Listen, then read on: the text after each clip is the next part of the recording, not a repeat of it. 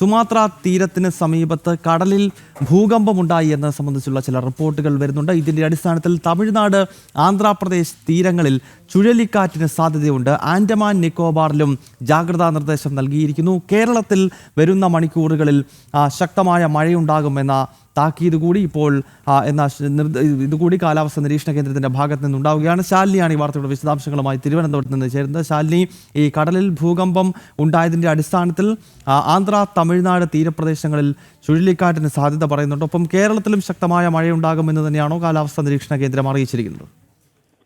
ഗൗതം, കഴിഞ്ഞ കുറച്ച് ദിവസങ്ങളായി ബംഗാൾ അറബിക്കടലുകളിൽ ഉണ്ടായിട്ടുള്ള ന്യൂനമർദ്ദങ്ങൾ അത് ശക്തി പ്രാപിച്ചുകൊണ്ടിരിക്കുന്ന ഒരു സാഹചര്യം ഉണ്ടായിരുന്നു. ഇപ്പോൾ ഏറ്റവും ഒടുവിലായി വന്നിട്ടുള്ള കേന്ദ്ര കാലാവസ്ഥാ നിരീക്ഷണ കേന്ദ്രത്തിന്റെ മുന്നറിയിപ്പും ജാഗ്രതാ നിർദ്ദേശങ്ങളുടെ അടിസ്ഥാനത്തിൽ ഇന്തോനേഷ്യയിലെ വടക്കൻ സുമാത്രയുടെ പടിഞ്ഞാറൻ തീരത്ത്, അതായത് ഇന്ത്യൻ മഹാസമുദ്രത്തിൽ ഒരു തീവ്രതയുള്ള ഭൂകമ്പം ഉണ്ടായിട്ടുണ്ട് എന്നുള്ള റിപ്പോർട്ടാണ് പുറത്തു വരുന്നത്.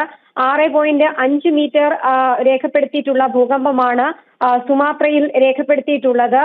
ഒപ്പം തന്നെ ആൻഡമാൻ നിക്കോബാർ ദ്വീപുകളിലെ ഇന്ദിര പോയിന്റ്, ലിറ്റിൽ ആൻഡമാൻ എന്നീ സ്ഥലങ്ങളിൽ ജാഗ്രതാ നിർദ്ദേശവും കൂടി കേന്ദ്ര കാലാവസ്ഥാ നിരീക്ഷണ കേന്ദ്രം നൽകിയിരിക്കുകയാണ്.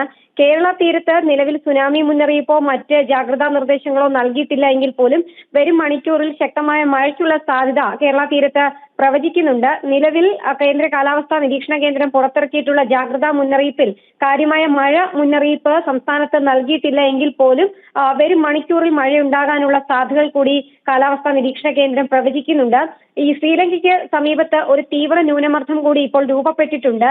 ഇതും സംസ്ഥാനത്ത് മഴ ശക്തമാകാൻ കാരണമാകും എന്നുള്ളതാണ് മുന്നറിയിപ്പിൽ ചൂണ്ടിക്കാട്ടുന്നത്. കൂടാതെ തന്നെ തമിഴ്നാട്, ആന്ധ്ര തീരങ്ങളിൽ ചുഴലിക്കാറ്റിന് സാധ്യതയുണ്ട്.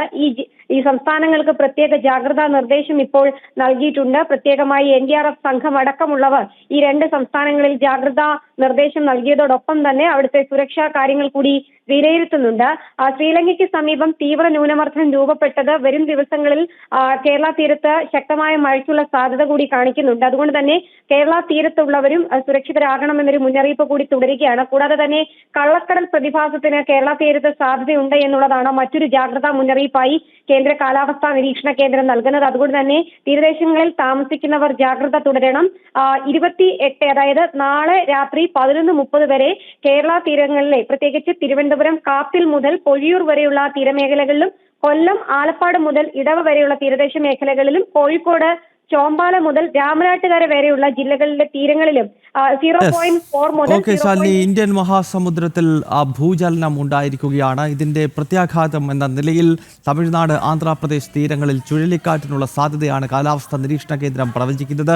കേരളത്തിലും വരുന്ന മണിക്കൂറുകളിൽ മഴയുണ്ടാകും എന്ന പ്രവചനം കാലാവസ്ഥാ നിരീക്ഷണ കേന്ദ്രം നൽകുന്നു. ആൻഡമാൻ നിക്കോബാറിലും ജാഗ്രതാ നിർദ്ദേശം നൽകിയിരിക്കുകയാണ്. ശാലിനിയാണ് ഈ വാർത്തയുടെ വിശദാംശങ്ങളുമായി തിരുവനന്തപുരത്ത് നിന്ന് ചേർന്ന്. ഇനിയും